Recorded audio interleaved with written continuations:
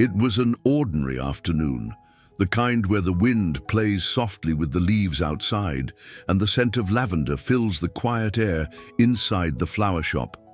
Luna was gently watering a row of gerberas, fully focused on the petals, when the bell above the door chimed. She looked up and immediately knew this wasn't just another customer. The woman who walked in looked like she had stepped out of a luxury magazine.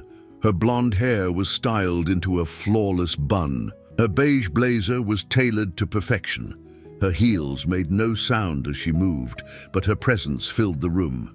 "You must be Luna," the woman said, her voice low and polished. It wasn't a question. It was confirmation. "Yes," Luna replied, surprised. "How can I help you?" The woman didn't answer right away. Instead, she glanced around the shop with half-lidded eyes, then lightly touched the edge of a rose. Her fingers moved like she was inspecting something beneath her standards. "I'm Genevieve," she said. Slowly, Théo's mother, Luna's heart, skipped a beat. Genevieve stepped closer to a bouquet of lilies, adjusting one of them as if the place belonged to her. "He's mentioned you," she continued, with a certain enthusiasm. Luna gave a nervous smile. "He's very special to me." Genevieve raised her eyebrows, like someone listening to a child speak out of turn. "You see, miss," she glanced briefly at Luna's name tag as if finally bothering to read it. "Luna, my son, has always been sensitive, kind. A little too trusting at times." Luna said nothing, but inside, her breath had slowed.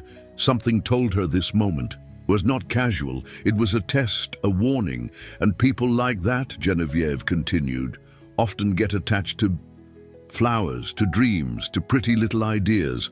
Then she turned to Luna and smiled. That kind of delicate, sharp smile that cuts quietly. "I only hope you're not confusing kindness with promises." And with that, she left, didn't buy a single flower. The shop felt colder after the door closed. Luna stood still between the roses, and the words echoed inside her like a quiet storm. Don't confuse kindness with promises. Later that night, she opened her journal with trembling hands. The pages were blank, and somehow that hurt even more. The dinner invitation came wrapped in soft anxiety. "My mother wants to get to know you better," Théo said with a smile. Luna hesitated. Genevieve's unexpected visit was still fresh in her memory. The too sweet tone, the sharp gaze, the words that echoed long after. Don't confuse kindness with promises. But she agreed. She didn't want to seem unsure. And deep down, she still believed there might be a place for her in that world. Genevieve's home was exactly as Luna imagined, and somehow even more a grand, classic French mansion with polished wood, high ceilings, soft lighting, and walls that whispered elegance. Everything was perfectly in place and emotionally untouched. Genevieve greeted her with a formal kiss on the cheek and a porcelain smile. Welcome. Luna dinner was beautiful and quiet. Théo tried to keep the conversation light, but Genevieve steered the atmosphere like a conductor. Her questions came gently, but behind each one, Luna could feel the weight of judgment. "So you work with flowers?" Genevieve said, swirling her wine. "Was that always your life's ambition?" Luna forced a smile. "I've always loved how flowers speak when words fall short." "How poetic," Genevieve replied, though perhaps a little limiting. Théo gave his mother a brief look but said nothing. Luna's hands tensed under the table. She stayed polite, but inside she was shrinking. "Théo has always had such a broad view of the world," Genevieve went on, slicing her food with precision. "He's always been surrounded by people who challenge him, inspire him, artists, thinkers, people who expand his potential." She looked directly at Luna. "It's sweet to see he still appreciates simplicity." Simplicity. Luna smiled with her lips only. The food on her plate blurred. The walls seemed to close in a little after dinner. While Geneviève poured herself a cup of tea, Luna approached to thank her. "Thank you for having me," she said gently. Geneviève looked up, smile intact. "It was a pleasure, Luna. Just be careful not to break my son's heart. He feels too deeply and doesn't always know when he's playing with something fragile." This time, it wasn't advice. It was control. Luna left the house walking beside Théo. But her heart stayed behind, heavy that night, even with the journal resting beside her bed. No words appeared, only silence. In the days that followed, Luna became quieter. Théo still messaged her, still stopped by the flower shop, still smiled like nothing had changed. But inside her, everything had she replied kindly. But the light in her eyes had dimmed. Geneviève's words, so gently cruel, had taken root somewhere deep and quietly. They grew into doubt. Maybe she's right. Maybe I'm not enough for him. Luna stopped painting. The canvases gathered dust in the corner. She stopped wearing lipstick, stopped untying her hair. She avoided mirrors. The flower shop, once her sanctuary, now felt too small. She moved among the blossoms, like she was apologizing for taking up space. One day, Théo came in with a small card in his hand. "There's a poetry and music night at the gallery.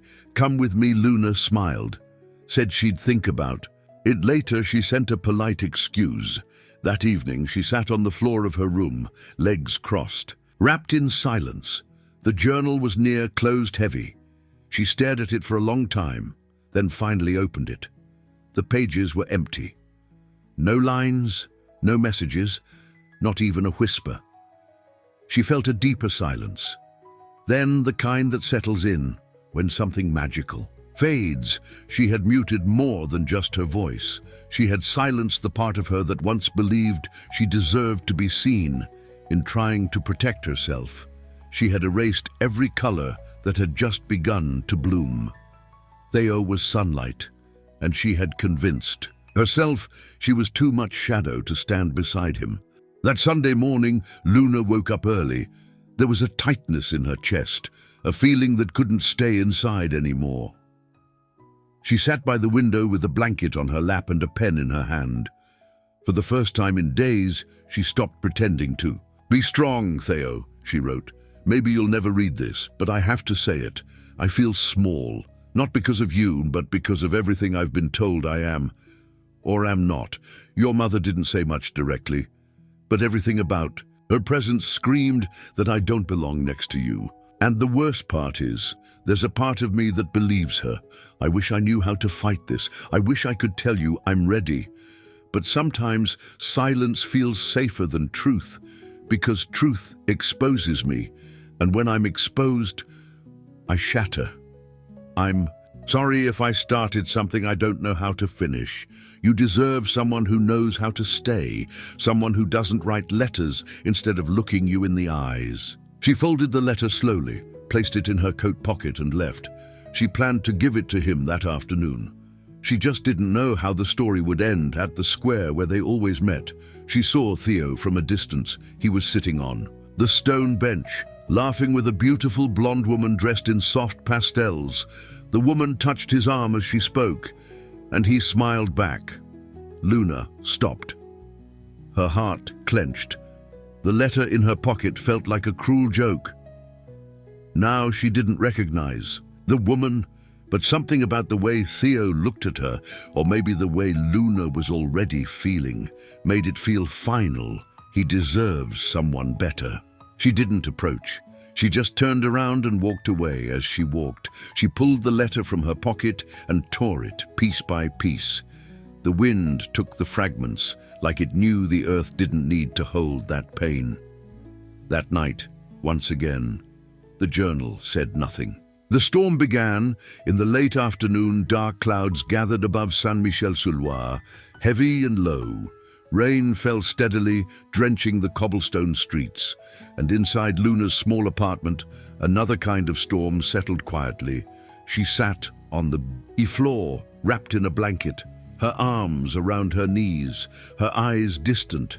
She could still feel the wind from earlier that day, still see the torn pieces of her letter swirling into the sky.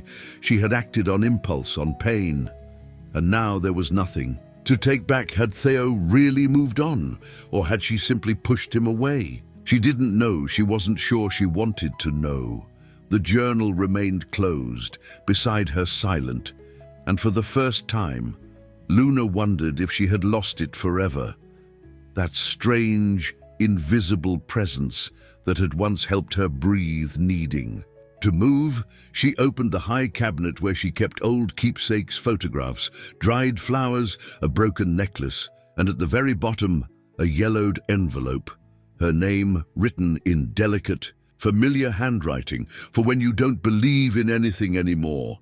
Her throat tightened. She opened the letter with trembling hands. Her grandmother's voice poured out of the page as if waiting patiently for this moment. My darling, one day you'll feel lost. People will try to convince you that you are small, fragile, not enough.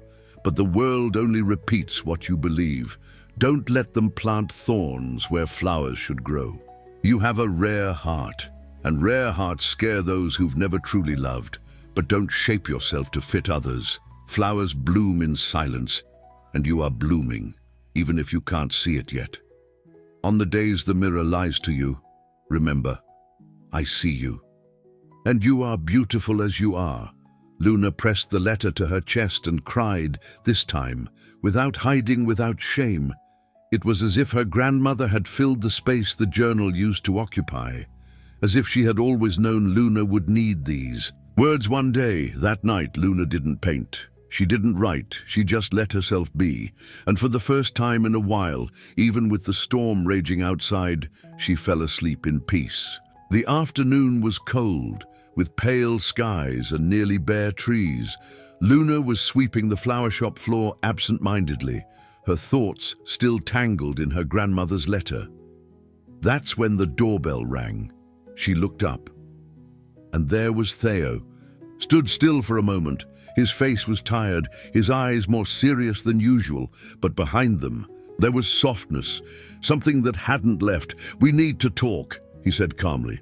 Luna nodded. Her heart was racing. He stepped closer, stopping by the counter, his hands tucked into his coat pockets. He exhaled, slowly.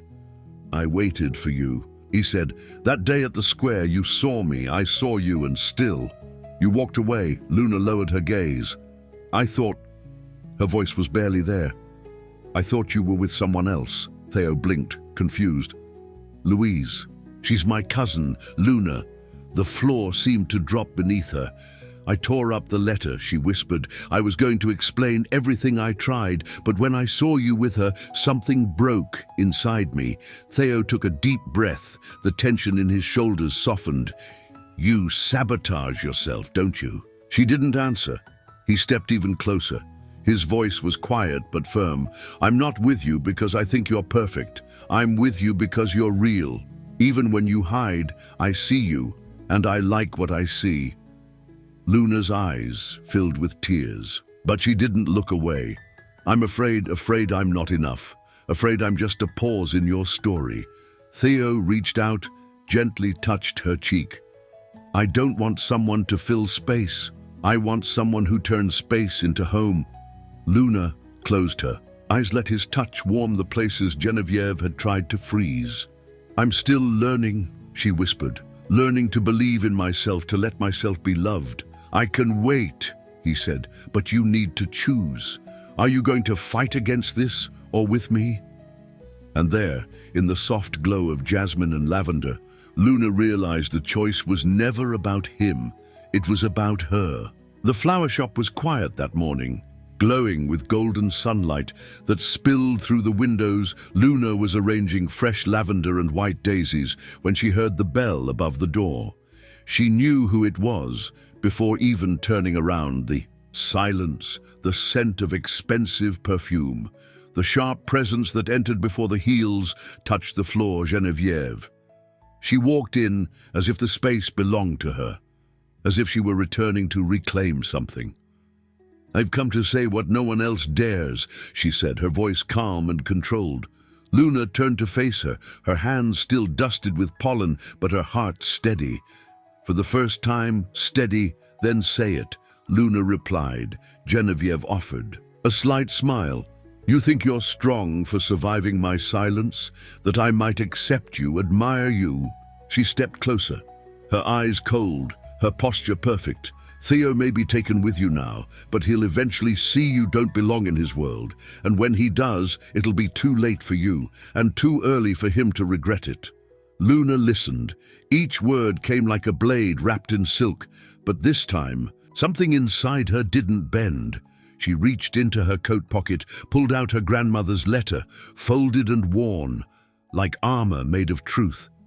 "Your opinion of me doesn't define who I am. Maybe for a long time I thought it did, but I've learned my worth was never yours to take." Genevieve blinked. She hadn't expected resistance, not from the soft girl who once seemed to wilt under her gaze. Luna took a step forward. "I'm not less, I'm just not you, and Théo doesn't need someone who fits into your design. He needs someone who loves him with everything, and that I do." For a moment, the air between them held still. Genevieve adjusted her necklace, her lips tightening. "Confidence doesn't cover inadequacy," she said coldly, and turned to leave. Luna didn't reply. She didn't have to. She hadn't defeated Genevieve, but she had chosen herself later when she opened the journal. A single phrase had appeared. The fire she carried didn't burn the garden. It lit the parts that had always been in shadow. That morning the rain tapped gently against the windows, but inside Luna's home, everything felt quiet. Not the kind of silence that weighs, but the kind that lets you breathe. She rose slowly, lit a small candle by the window, and for the first in weeks, sat down in front of a blank canvas. She picked up her brushes with steady hands, opened the paints, and let the colors speak. Soft pinks, burning golds, deep, endless blues. It wasn't perfect, but it was hers. Every stroke carried a memory. Fear transformed a piece of herself that was finally being allowed to exist when the painting was finished. She sat back and smiled. It wasn't a landscape. It wasn't a still life. It was her, not as the mirror saw, but as her soul had always known. Later that day, Théo arrived with 2 coffees and a book tucked under his arm. When he saw the painting, he froze. "That's you," he said softly. "But in a way no one has ever seen before." Luna smiled. "It's the part of me I used to hide, even from myself." They sat on the floor, leaning against the wall. No rush, no performance, no masks. Luna picked up the journal. It had been quiet for days, but now something in her heart pulled her toward it. She opened to a blank page and found words already written. Only this time, she recognized. The handwriting, it was her own. "I am made of silence and storm, of softness and scar, of love and fear, and none of it divides me, it completes me. Today, I'm not waiting to be seen, I have chosen to see myself." She closed the journal gently, set it beside the canvas. Théo watched her with quiet admiration, but said nothing, because in that moment, everything that needed to be said was already inside. If Luna's story touched your heart, don't forget to like this video. Share it with someone who needs a little reminder of their own worth. And if you haven't yet, subscribe to the channel so you don't miss what happens next, because Luna's journey is far from over. And in part 3, new truths will bloom where she least expects. See you there.